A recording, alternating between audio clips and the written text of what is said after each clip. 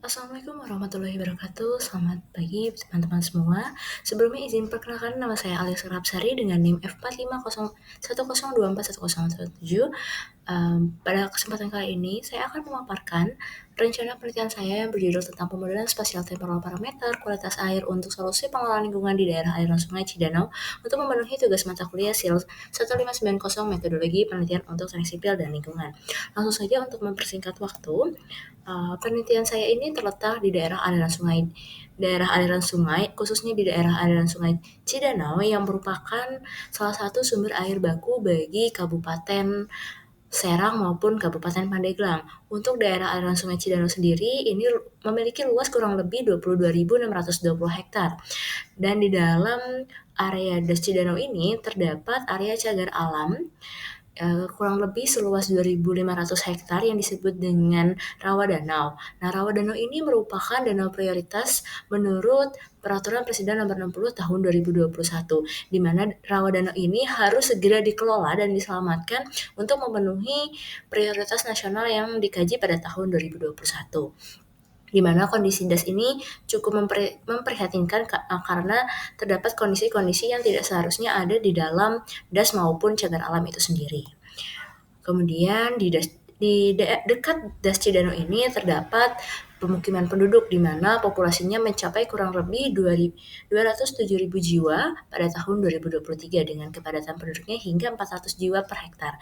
Dengan pertumbuhan penduduk mencapai 3,5% per tahun, sehingga hal ini dapat meningkatkan implikasi permasalahan lingkungan terhadap aliran sungai atau buangan limbah dari penduduk itu akan mempengaruhi kondisi dari sungai itu sendiri.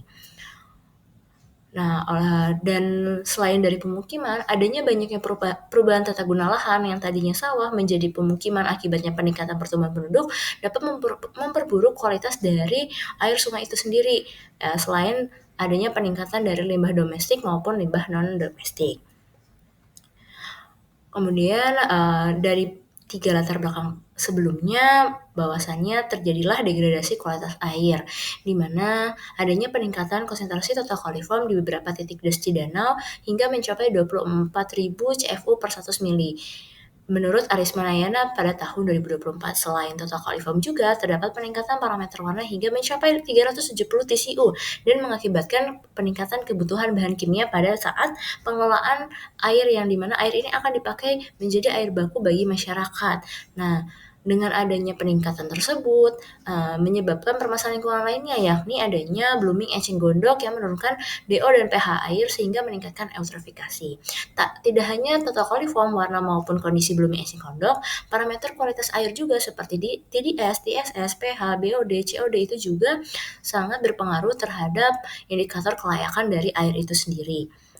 Dan keseluruhan ini harus dikaji secara lebih mendalam, sehingga dapat disimpulkan bahwasannya tingkat kualitas air itu sangat berpengaruh terhadap kebutuhan air itu sangat berpengaruh berdasarkan kualitas airnya. Nah, untuk melihat kualitas air, kita dapat menggunakan metode IKNSF, di mana metode ini adalah metode penggabungan dari indeks kualitas air yang ada di Indonesia dan metode NSF dari luar negeri yang berdasarkan beberapa dasar sebelumnya.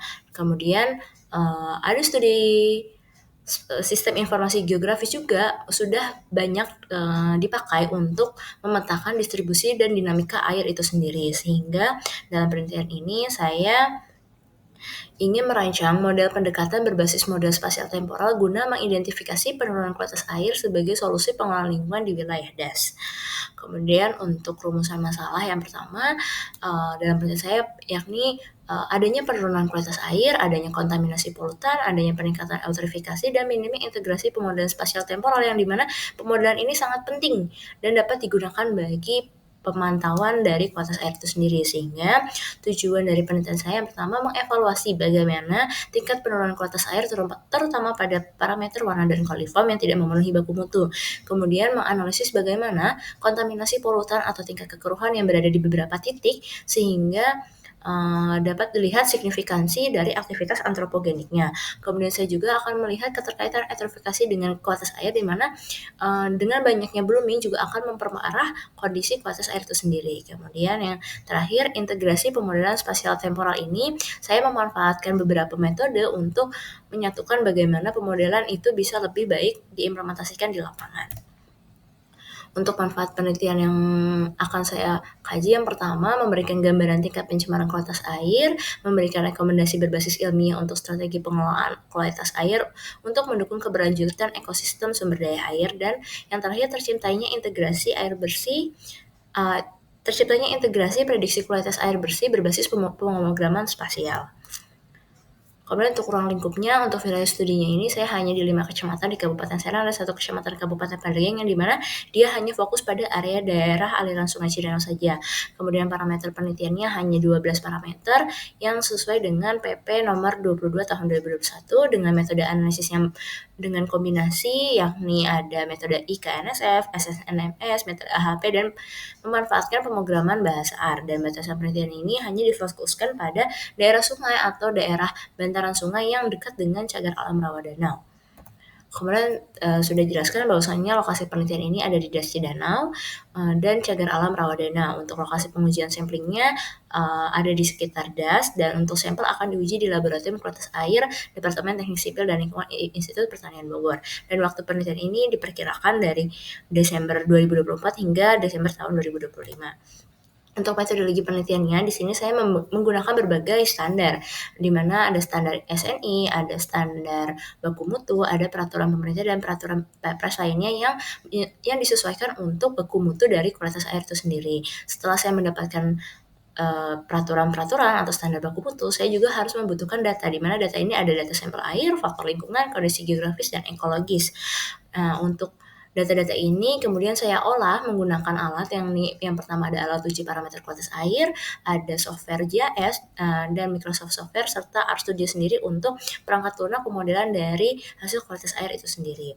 Kemudian untuk metodenya yang tadi sudah dijelaskan, saya menggunakan metode IKNSF, kemudian menggunakan metode AHP dan metode tumpang susun untuk mengoverlaykan hasil-hasil yang sudah dianalisis sebelumnya, sehingga nantinya untuk model spasialnya ada model SWOT, model IKNSF, model Streeter-Pubs, dan Spatial Stream Network Model untuk menentukan bagaimana pola sebaran polutan untuk tingkat pembobotan parameter kualitas dan menentukan tingkat kualitas air berdasarkan data yang sudah dilakukan, sehingga terciptanya model spasial temporal kualitas air untuk solusi pengelolaan lingkungan di daerah aliran Sungai Cidenau.